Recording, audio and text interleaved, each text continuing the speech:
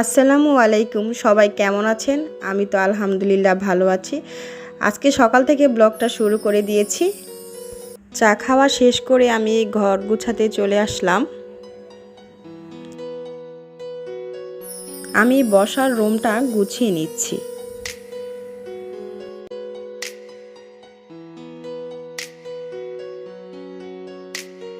ছাদ থেকে কাপড় এনে আর এগুলো গুছানো হয়নি। কাপড়গুলো ভাঁজ করে আগে গুছিয়ে নিচ্ছি।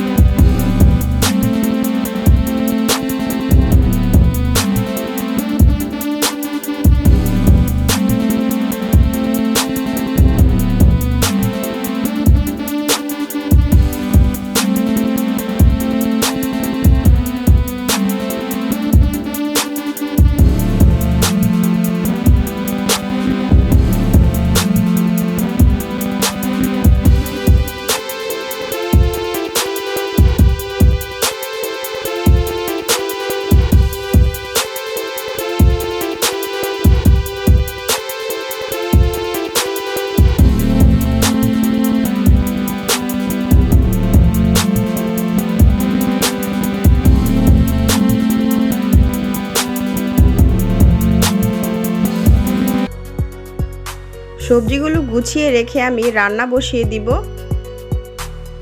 এই তো এদিকে আমি রান্নাঘরে চলে এসেছি এবং ভাত বসিয়ে দিয়েছি।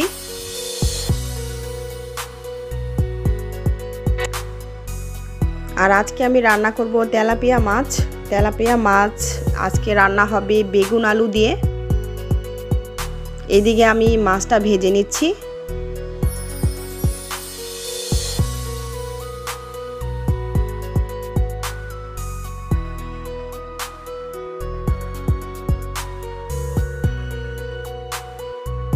মাছ ভাজা আমার প্রায় হয়ে গেছে। এখন আমি তরকারি রান্না করব। একটি কড়াইতে আমি সরিষার তেল দিয়ে দিলাম এবং এখন দিয়ে দিলাম পেঁয়াজ কুচি। পেঁয়াজ কুচিটা একটু ভাজা হলে দিয়ে দিব কেটে রাখা বেগুন আলু।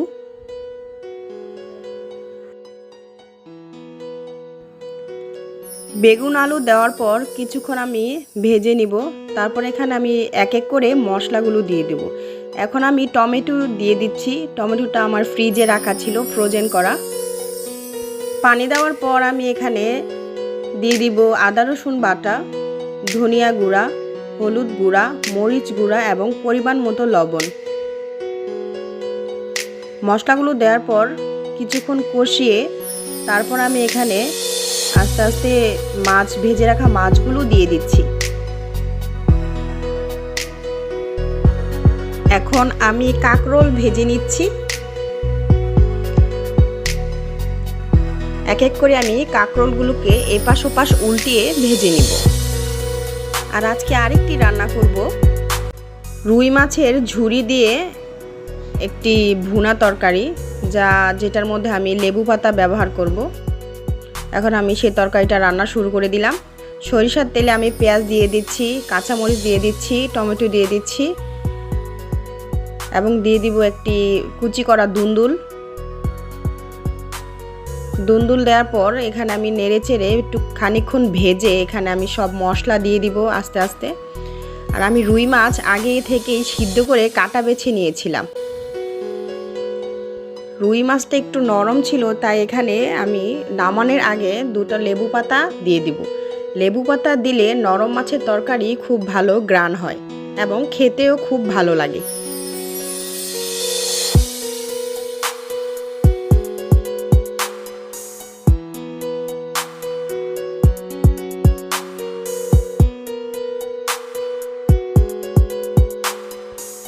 দিয়ে দিচ্ছি ধনেপাতা,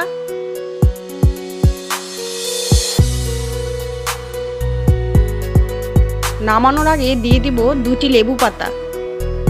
লেবু পাতা দিয়ে নেড়েচেড়ে আমি নামিয়ে নিয়েছিলাম। আজকে দুপুরে রান্না করেছি রুই মাছের ভুনা আর কাঁকরোল আলু ভাজা আর তেলাপিয়া মাছের তরকারি, আর ভাত তো আছেই। আজকের ব্লগটি এই পর্যন্তই। সবাই ভালো থাকবেন, সুস্থ থাকবেন। আল্লাহ হাফেজ।